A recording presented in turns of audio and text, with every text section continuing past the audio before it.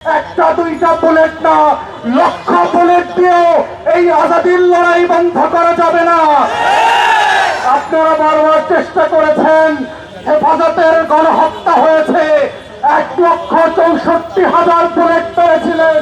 আওয়ামী লীগ ক্ষমতায় থাকতে পারে নাই। বিরোধী দলের 15,000 নেতা কর্মীকে গুম খুন করেছেন, আওয়ামী লীগ ক্ষমতায় থাকতে পারে নাই। পিলখানায় গণহত্যা করেছেন, আমার 57 জন সেনা কর্মকর্তাকে শহীদ করেছেন। দিল্লির আধিপত্য টিকে থাকে নাই, নির্বাচন ব্যবস্থা ধ্বংস করে দিয়েছেন।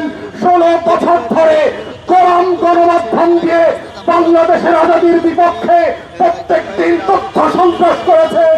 আওয়ামী লীগ ক্ষমতায় থাকতে পারে নাই। পরিষ্কার বক্তব্য, বাংলাদেশের মাটির রং বোঝেন নাই, আজাদির রং চেনেন নাই। ওটা আওয়ামী লীগের পতাকার রং না, ওটা লাল সবুজের রং। ওটার জন্য লক্ষ লক্ষ মানুষ জীবন দেওয়ার জন্য যেমন প্রস্তুত আছে, আগামী দিনেও থাকবে। অতএব শত্রুরা সাবধান, লক্ষ্য বলে প্রস্তুত রাখতে পারেন।